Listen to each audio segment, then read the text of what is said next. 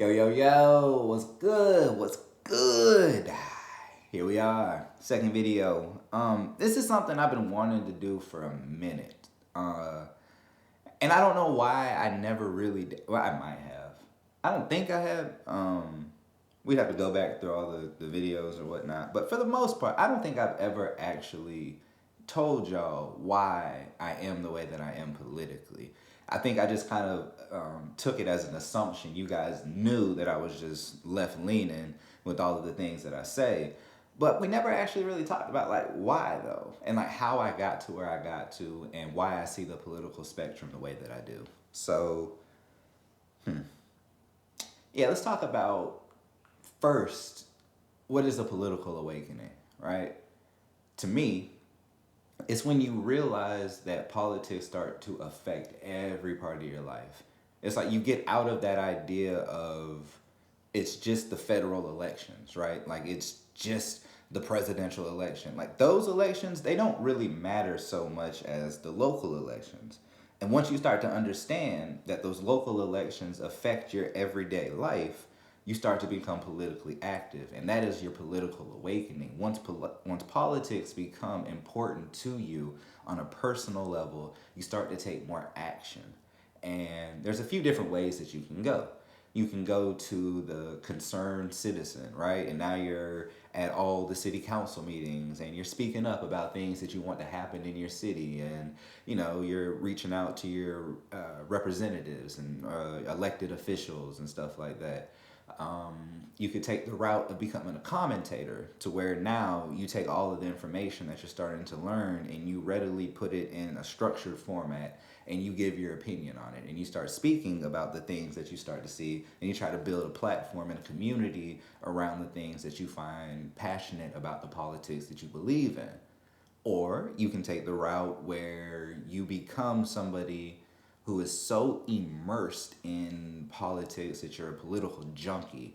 Everything you do, your whole identity has become politics, right? Or there's the fourth one, and you become somebody who's involved politically. Now you are somebody who is either in a organization like the NAACP, or you're somebody who is, you know, running for an office, or you're on a campaign team, or you're a strategist politically, blase, blase. Or you could be the fifth person, and you can be somebody like myself who is really all four of those motherfuckers. So, for me, I had to go through a journey, right? So it started as just being a concerned citizen, right? And I'm sitting here going to these council meetings and I'm trying to understand, you know, who is who, putting faces to names and starting to understand how do we get to the place that we're at based off of the decisions that have been made by the people who are in front of me at this current moment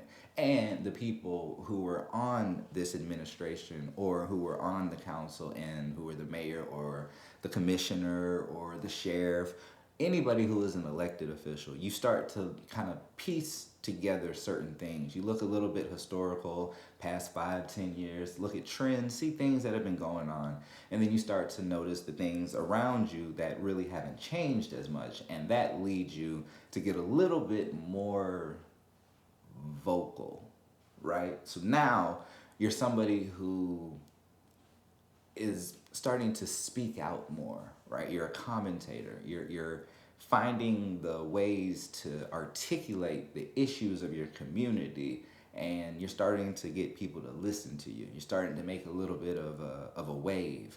You're becoming a threat.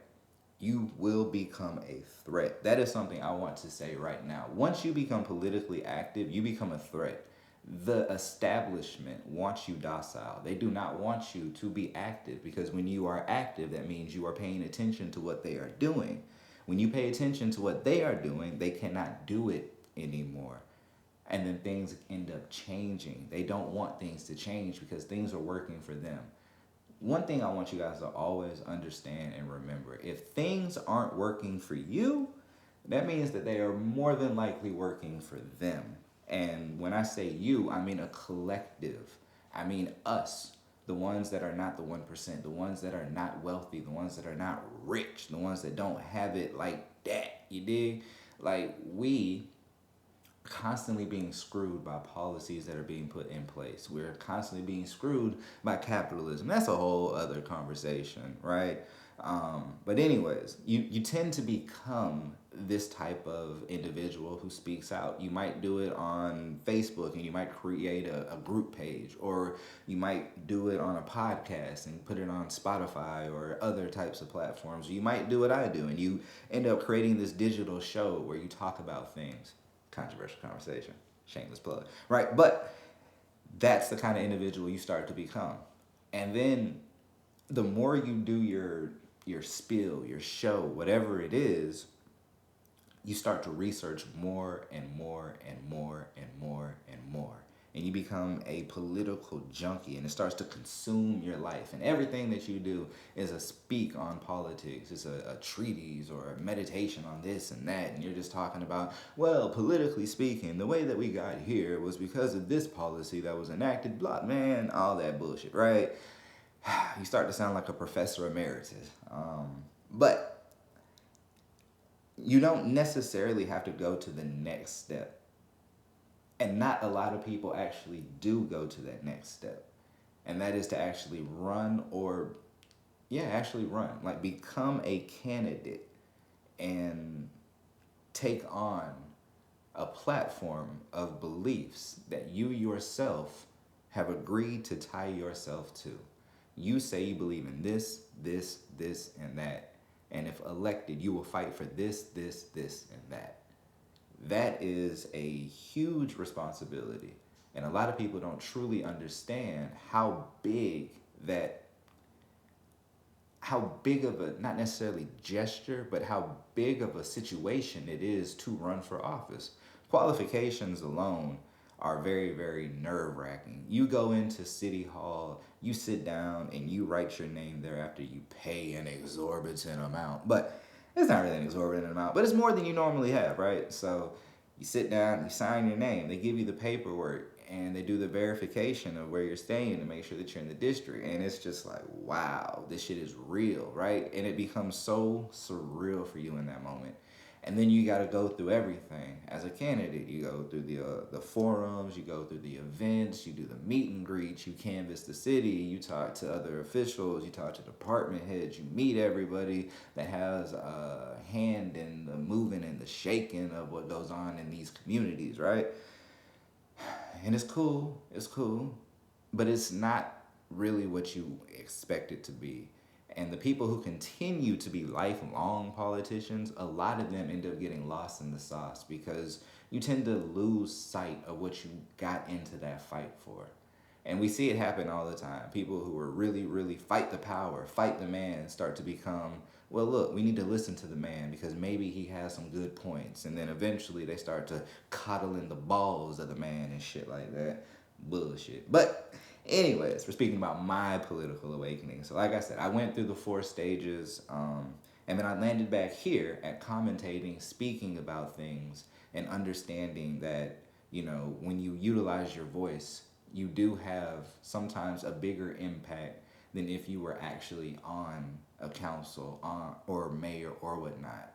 Because sometimes when you're in those positions, you're kind of handicapped by the abilities that you have. You can't say certain things, you can't do certain things. And being on the outside gives you the ability to essentially, work outside the confines of the political system, and you can do different things and you can meet with different people and you don't have to worry about a public image and things like that. And that's some of the things that kind of draw you away from staying in politics if you get into it for the right reasons. If you are a public servant more than a politician, you will tend to see like, this isn't really all that it's cracked up to be. Sometimes you stay just simply because your people need that. Your people need a voice. Your community needs a face. They need representation. And sometimes it's bigger than you, so you continue the fight. Right. But why am I on the left, though? I know that's the main question about this video right here. Why am I on the left? Well, It's because when you actually just like look at it, like when you take a chance to really just see everything from a policy based perspective, I just went down the list, right? And it was just simple for me. Do I believe in a universal healthcare system? Yeah.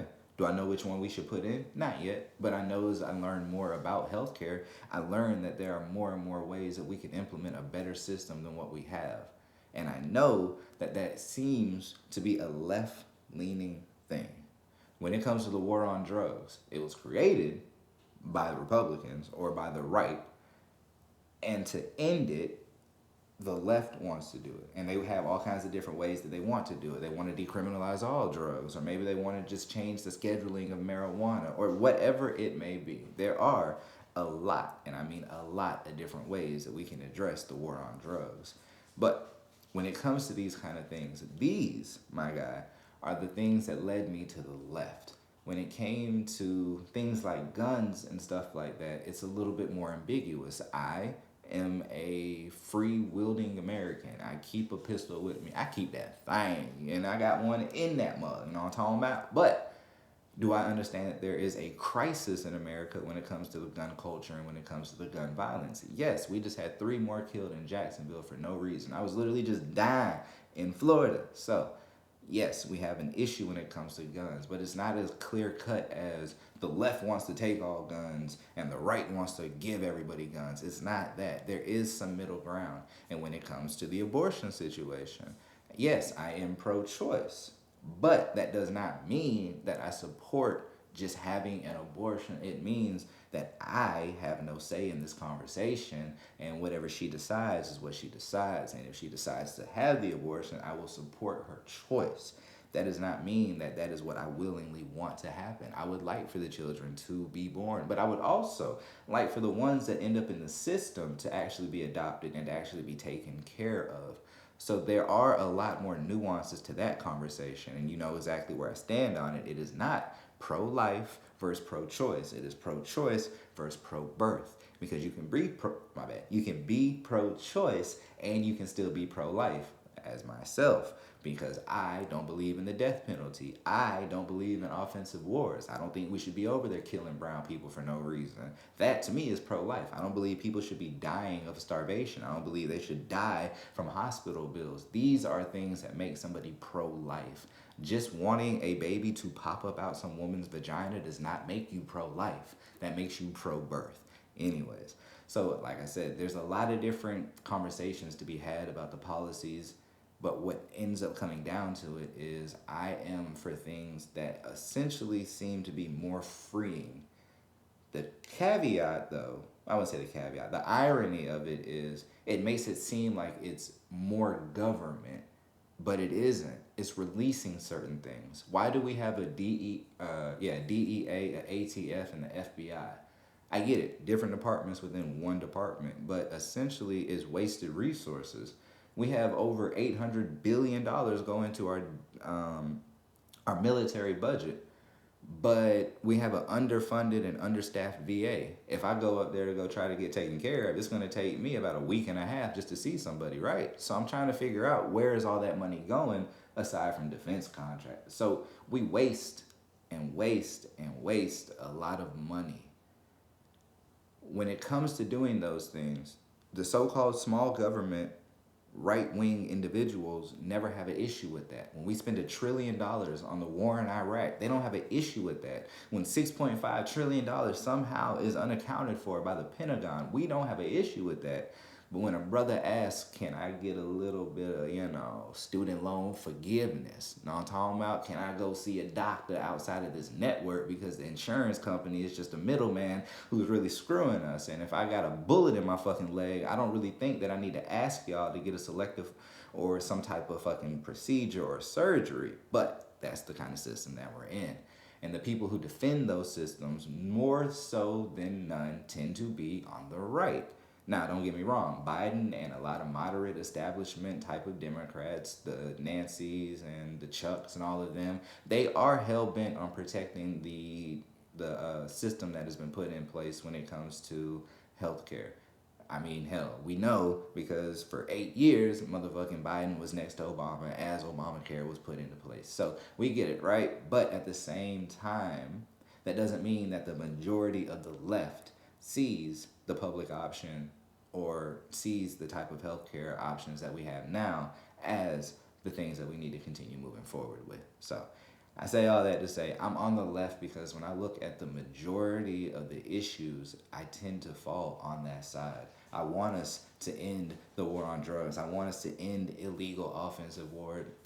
Yeah, definitely want us to do that. Like I don't want, we don't need to be isolationists, but we don't have to be the world police. We don't have to instigate shit, and then go act like we're the heroes in the situation, right? I want us to do criminal justice reform. I want us to do police reform. I want us to do a whole bunch of different things that the right does not want us to do. When it came to student loans, who prevented us from doing student loans the first way that we tried to do it?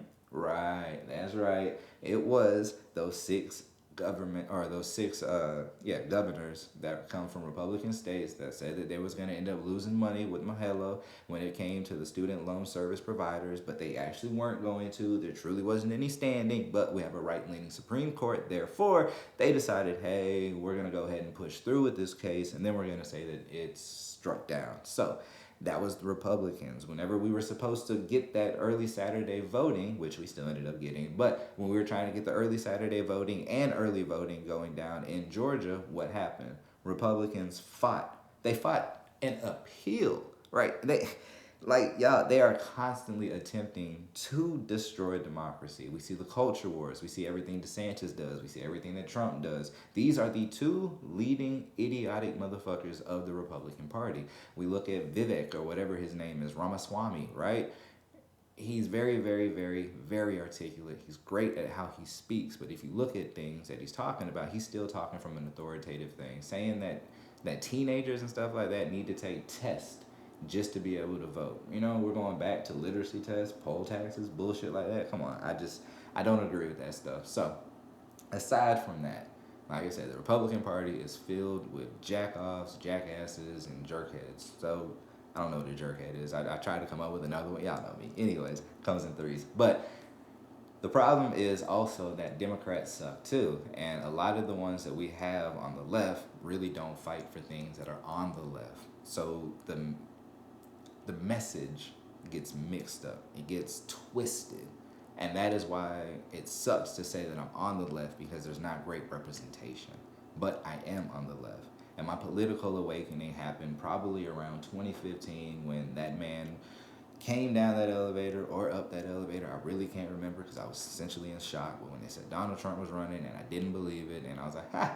And then this man won, and then this man is going to run again with 91 felonies and definitely early onset dementia, a lack of motor skills, and a definite decline in cognitive abilities.